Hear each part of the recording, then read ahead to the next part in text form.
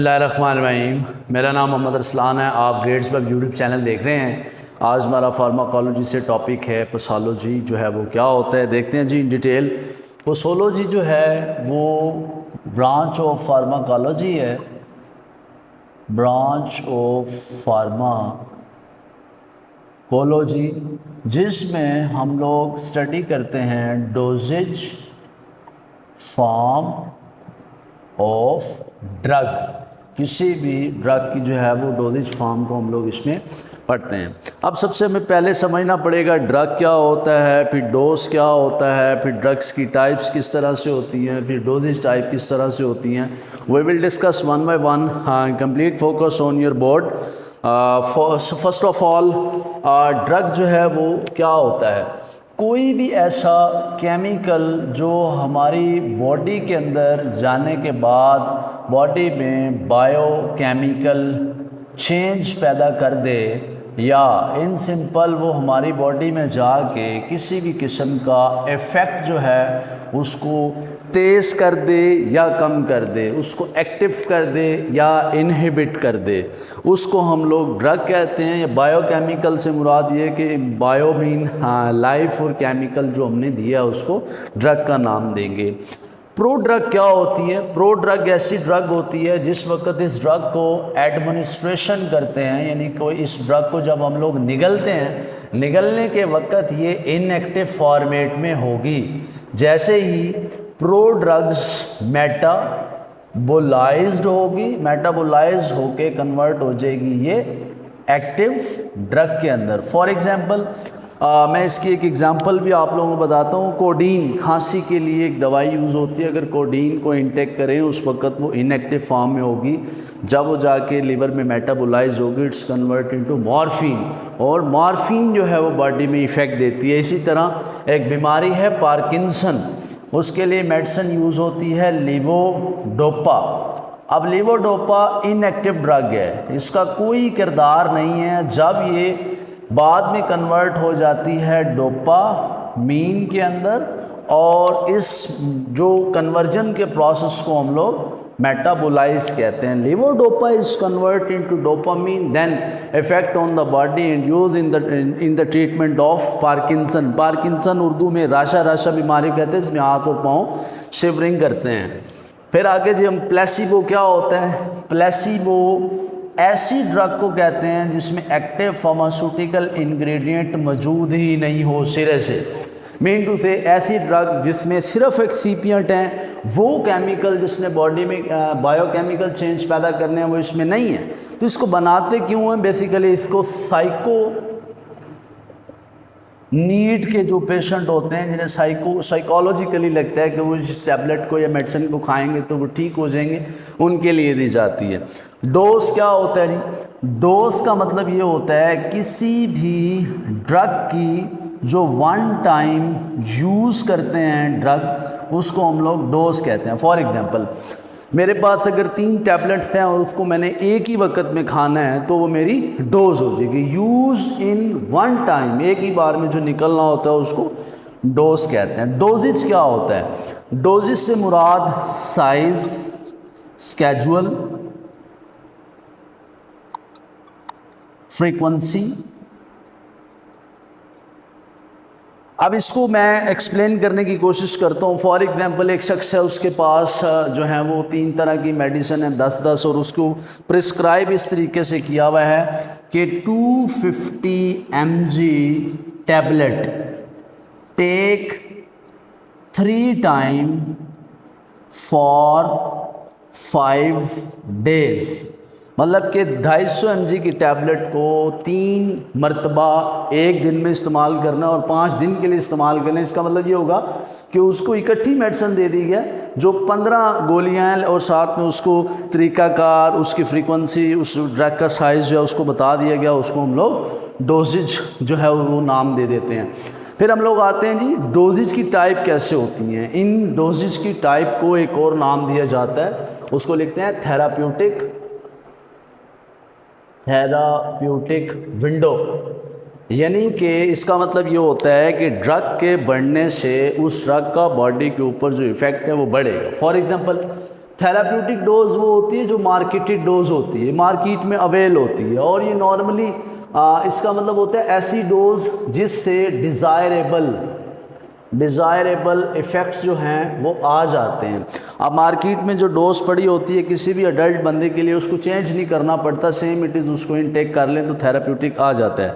लेकिन अगर थोड़े से इफ़ेक्ट रैपिड चाहिए हो, थोड़े से जल्दी चाहिए हो, फिर जो डोज इस्तेमाल की जाएगी लोडिंग डोज, जिसको आप यूँ कह सकते हैं ऐसी डोज जो रैपिड इफ़ेक्ट दे, यानी कि जल्दी इफ़ेक्ट दे, उस डोज को हम लोग लोडिंग डोज कहेंगे और बगैर किसी साइड इफ़ेक्ट के। फॉर एग्जांपल किसी को पेन है, वो 2 पेन किलर को अगर साथ में यूज़ कर लेता है, एडिशन कर लेता है 2 पेन किलर की, वो लोडिंग डोज, मेंटेनेंस डोज। ऐसी डोज जिसकी प्लाज्मा में जो कंसंट्रेशन है उसको बरकरार रखा जाए, बैलेंस रखा जाए, वो वाली डोज़ डॉक्टर अगर एडजस्ट करके पेशेंट्स को दे रहा है तो मेंटेनेंस डोज है, वो ख़ुद उसको एडजस्ट कर रहा है। आखिर में उसके बाद आती थी मैक्सिमल टॉलरेंस डोज।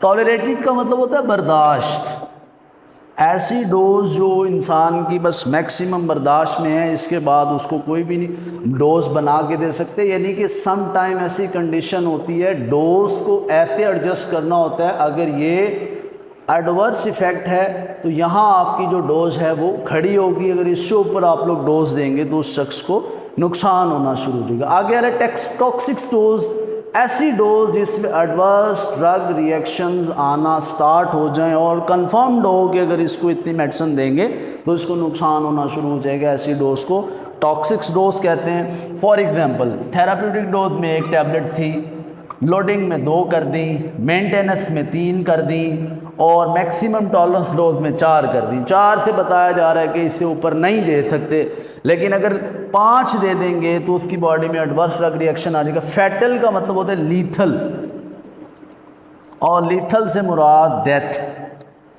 ऐसी डोज जो डेथ प्रोड्यूस कर दे, फॉर एग्जांपल कोई शख्स अगर 10 पैनाडोल भी खा लेता है तो उससे भी उसकी डेथ हो सकती है। तो ऐसी ड्रग जिससे डेथ प्रोड्यूस हो जाए, ऐसी डोज को जो है वो फैटल या लीथल या डेथ काज करने वाली डोज जो है वो कहा जाता है। वेरी नेक्स्ट आ गया हमारे पास डोज को कैलकुलेट कैसे करते हैं। देखिए, जो मार्केट है, जो कंपनी मेडिसिन्स को बना रही होती हैं, उन्होंने हमेशा मेडिसिन्स को 18 से 60 साल के दरमियान रखा हुआ है। यानी इस डोज को हम लोग अडल्ट डोज का नाम देते हैं, जो मार्केट के अंदर मौजूद होती है। जिस शख्स की एज 18 साल से 60 साल के दरमियान में, वो इसको इस्तेमाल कर सकता है। लेकिन अगर बच्चे हैं, चाइल्ड हैं, और चाइल्ड की जो एज है वो 2 साल से 17 साल के दरमियान में है, तो उनको डोज देने के लिए यंग्स ने एक फार्मूला जो है वो दिया था कि बच्चे की एज को लिखें, उसको मल्टीप्लाई बाय करें अडल्ट डोज से। अडल्ट डोज गिवन होती है, फॉर एग्जांपल मैं लिखता हूँ 500 mg है, तो मैं इसको निकाल के भी दिखा सकता हूँ। एक बच्चा है, उसकी उम्र 5 साल है, उसको आप मल्टीप्लाई बाय करें अडल्ट डोज के साथ, फिर उस बच्चे की एज लिखें और 12 से जमा करें, ये आपका जवाब आएगा नीचे 2500 डिवाइडेड बाय 17। जब आप इसको तकसीम करेंगे 1.4 147.66 राउंड अबाउट mg जो है वो मेडिसिन एक बच्चे के लिए निकल आएगी। फिर इसी तरह अगर ऐसा बच्चा, ये तो 2 से 17 साल के लिए, ऐसा बच्चा जो बर्थ से लेके 1 ईयर का है, 1 साल का है, तो इस बच्चे को मेडिसिन देने के लिए जो क्लर्क है उसने इस फार्मूला को दिया। उसने बताया कि बच्चे का इसमें वेट लेंगे और वेट जो है वो लेना है पाउंड में, पाउंड के अंदर लेना है और अडल्ट डोज से इसको जो है वो मल्टीप्लाई बाय करना है। मैं आपको एक चीज़ साथ में बता दूं, 1 pound is equal to 453 grams और 1 kg is equal to 2.2 pound के बराबर होता है। अब आप केजी में लेके पाउंड में कन्वर्ट कर लें, या आपको पाउंड का अंदाज़ा हो जाएगा कि 453 ग्राम्स है। जितना बच्चे का वेट होगा उसको अडल्ट डोज के साथ मल्टीप्लाई बाय करके 150 के साथ आप डिवाइड करें तो जो है वो निकल आएगी इसकी अडल्ट क्लार्क फार्मूला के हिसाब से बर्थ से लेके 1 ईयर वेट के हिसाब से जो है वो डोज निकल आएगी। मॉडिफाई करते हैं डोजेज फॉर्म ऑफ ड्रग, यानी कि असरअंदाज होते हैं किसी भी शख्स की डोज को कब चेंज किया जाता है, चाहे वो अडल्ट है भी है या नहीं है, तो कौन कौन से ऐसे अवामिल हैं या फैक्टर हैं जो डोज को चेंज करते हैं। देखते हैं जी, सबसे पहले एज लिखा हुआ है। अब एज का बड़ा क्लैरिफाई है कि 18 से जो 60 ईयर्स के लोग होंगे उनके लिए मार्केट में डोज अवेल है। अगर 2 से 17 साल के लिए होंगे तो उनके लिए अलग फार्मूला है, और अगर बर्थ से लेके 1 ईयर के दरमियान में होंगे तो उनके लिए जो है वो क्लार्क फार्मूला है, और इनके लिए जो है वो यंग फार्मूला है। अगर किसी की एज 60 प्लस हो जाती है, 60 से ऊपर चली जाती है, तो उसको डोज का 3/4 हिस्सा देंगे, यानी उसको भी थोड़ी डोज जो है वो देंगे। अगर फॉर एग्जांपल एक टैबलेट के 4 हिस्से हैं तो 3 हिस्से जो हैं वो पेशेंट्स को दे देंगे और 1 हिस्सा जो है वो बचा लिया जाएगा। बॉडी वेट एक बहुत बड़ा फैक्टर है डोजेज फॉर्म को एडजस्ट करते हुए। फॉर एग्जांपल अगर किसी शख्स को ओबेसिटी, मोटापे का शिकार है और उसकी एज है 10 साल और उसका वज़न अगर आप काउंट करें तो 50 kg पे क्रॉस करता है, जो कि एक एडल्ट का वेट होता है, तो ओबेसिटी की वजह से या बहुत ज़्यादा पतला है तो उस वजह से डोजेज फॉर्म ऑफ ड्रग के ऊपर जो है वो असरअंदाज हो सकता है, उसको कम या ज़्यादा डोज देनी पड़ती है। सेक्स में जो मेल और फीमेल आ जाएंगे। अब जो मेल की मेडिसन और फीमेल की मेडिसन, अमूमन मेल की मेडिसन थोड़ी सी ज़्यादा और फीमेल की मेडिसन कम होती है। उसकी वजह ये होती है कि फ़ीमेल जो हैं वो suffering many of problem like lactation of milk, उसमें pregnancy, menstruation cycle, and also having a little effect of जो है सेंसिटिव ज़्यादा जो हैं वो फीमेल होती हैं, इसलिए डोजेज फॉर्म ऑफ ड्रग के ऊपर जो है वो इनके एक ये भी फैक्टर है। रूट ऑफ एडमिनिस्ट्रेशन, अगर आप आईवी मेडिसिन देंगे तो इफ़ेक्ट तेज़ आएगा और डोज जो है वो आप लोगों को कम देनी पड़ेगी क्योंकि इफ़ेक्ट रैपिड आएगा। अगर यही ड्रग आप ओरल देंगे, जो इफ़ेक्ट्स हैं ड्रग के वो देर से आएंगे, लेट आएंगे, और जो ड्रग है डोज है वो भी ज़्यादा देनी पड़ेगी क्योंकि आईवी रिवर्सेबल है। अगर किसी आईवी मेडिसिन लगेगी तो वो रिवर्सेबल नहीं हो सकती, जो ब्लड में चलेगी उसने वन आर्म इफ़ेक्ट, जैसे ही यहाँ से दिल की तरफ मेडिसिन आएगा और इफ़ेक्ट बॉडी में आना स्टार्ट हो जाएंगे। Time of administration also effect on, एक फैक्टर है जो डोजेज फॉर्म के ऊपर इफ़ेक्ट।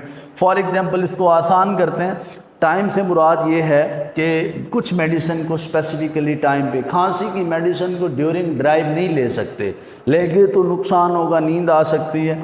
फॉर एग्जांपल जो स्लीपिंग पिल्स हैं वो हमेशा बेड टाइम पे लेने चाहिए। इसी तरह कफिंग की जो मेडिसिन है या एलर्जी की मेडिसिन है वो बेड टाइम पे लेंगे तो वो ज़्यादा अच्छा इफ़ेक्ट जो है वो प्ले करेगी।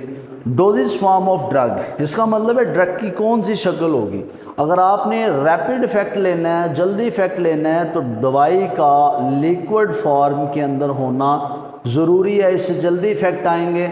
इसके बाद पाउडर के आते हैं, इसी तरह फिर जो है वो पिल्स आ जाएंगे और कैप्सूल आ जाएंगे, और आखिर में जो है वो सबसे टैबलेट अपना इफ़ेक्ट देती है क्योंकि टैबलेट को जब आप इनटेक करते हैं तो सबसे पहले उसकी बॉडी के स्टमक में जाके डिसइंटीग्रेशन होगी, वो ग्रैन्यूल्स में कन्वर्ट होगी, दैन वो सॉल्यूशंस में कन्वर्ट होगी, फिर अब्जॉर्ब होगी और वो फिर अपना इफ़ेक्ट दिखाएगी। टैबलेट्स का सबसे लेट, और लिक्विड फॉर्मेट की जो ड्रगें हैं, सिरप हैं, सस्पेंशन हैं, उनके इफ़ेक्ट जो हैं वो जल्दी आते हैं। ड्रग की अब्जॉर्प्शन, डिस्ट्रीब्यूशन और एक्सक्रीशन, इस सारे को इकट्ठा अगर हम लोग एक वर्ड लिख दें तो इसका मतलब बनता है फार्मा कोकाइनेटिक, यानी एक दवाई जो है अब्जॉर्ब जल्दी होगी और वो जल्दी बॉडी से एलिमिनेट हो जाती है, तो ऐसी ड्रग्स का कोई इफ़ेक्ट नहीं आएगा। अगर एक दवाई अब्जॉर्ब जल्दी होती है और वो एलिमिनेट होती ही नहीं तो उस ड्रग के जो है वो टॉक्सिक इफेक्ट आने स्टार्ट हो जाते हैं, यानी कि जब भी डोज को डॉक्टर प्रिस्क्राइब करते हैं तो उसके साथ वो पहले उसकी काइनेटिक देखते हैं कि इसकी अब्जॉर्प्शन जल्दी होगी, लेट होगी, फिर डिस्ट्रीब्यूशन कितनी देर में है, फिर उसकी बॉडी से एक्सक्रीशन जो है वो कितनी देर में जो है वो होगी, उस हिसाब से दिया जाता है। पैथोलॉजिकल कंडीशन, पैथोलॉजी से मतलब होता है पैथोलॉजी का कि कोई भी बंदा जो है वो किसी भी डिज़ीज़, यानी कि वो ऑलरेडी किसी न किसी बीमारी को सफ़र कर रहा है, उसके अंदर पैथोलॉजिकल कंडीशन, अगर एक शख्स है उसका लीवर ख़राब है, उसकी किडनी ख़राब है, तो उसको जो मेडिसिन है वो एडजस्ट करके देनी पड़ेगी। उसको ऐसे ही जो मेडिसिन है वो नहीं दे सकते, क्योंकि लीवर ने मेडिसिन को मेटाबोलाइज करना होगा और जो किडनी है उसको एलिमिनेट करना होगा। अगर दोनों ही ख़राब हैं तो मेडिसिन की जो अमाउंट है, डोज है, वो कम देनी पड़ेगी। टॉलरेंस, कुछ चीज़ें जो हैं वो कुछ ऐसी ड्रग्स होती हैं जो किसी भी ह्यूमंस के लिए एडवर्स ड्रग रिएक्शन काज करती हैं, यानी कि एडवर्स रिएक्शंस आते हैं उससे, तो वो अगर उसको थोड़ी सी भी लिमिट में लेगा, थोड़ी सी एक्स्ट्रा करेगा, तो उसको जो है वो नुकसान होना शुरू हो जाएगा। कॉम्बिनेशन ऑफ ड्रग, अगर दो ड्रग्स को इकट्ठा कॉम्बिनेशन में दिया जा रहा है तो इसमें देखना पड़ेगा कि दवाई जो है वो आपस में साइनर्जिज्म ना कर जाए। साइनर्जिज्म का मतलब होता है कि 2 जमा 2 बड़ा है 4 से, यानी 2 दवाइयाँ मिल के अपने इफ़ेक्ट से बड़ा इफ़ेक्ट ना दे दें, या फिर वो एंटागोनिस्ट ना हो जाएं, एंटागोनिस्ट ना हो जाएं, यानी कि 2 - 2 = 0, कि 2 मेडिसिन दी हैं और वो दोनों ने एक दूसरे के इफ़ेक्ट को जो है वो ख़त्म कर दिया, तो इसको हम लोग जो है वो एंटागोनिज़म कहते हैं। आई होप कि आप लोगों को पैथोलॉजी का टॉपिक जो है वो समझ आ गया होगा। तब तक के लिए इजाज़त दीजिएगा। अल्लाह हाफिज़।